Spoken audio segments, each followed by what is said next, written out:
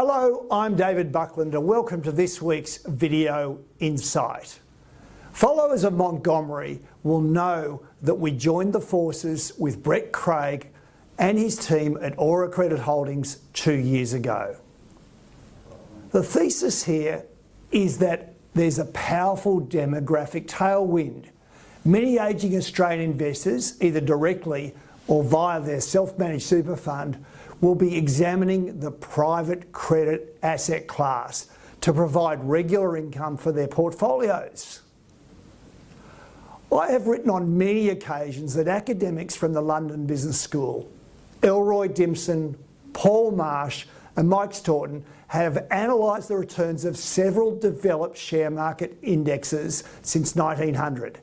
In summary, they believe an average annual return of around 9 to 10%, inclusive of dividends, is quite typical, although characterised by considerable volatility of up and down markets. The private credit asset class, which is relatively mature in most developed markets, including the US, Europe and Asia, but still young in Australia, has to date been offering equity-like returns but without the associated volatility. The Aura High Yield SME Fund, for example, which is designed for wholesale investors, celebrates its 7th anniversary at the end of next month and has delivered investors an annualised return of 9.63%, assuming reinvestment of the monthly income.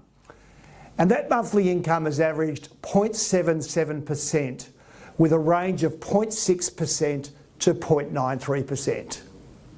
Montgomery helped introduce Aura Core Income Fund in October 2022, and whilst the monthly income payment is typically 0.15% lower than its bigger brother, this fund is positioned further up the collateral stack, meaning it has a greater margin of safety.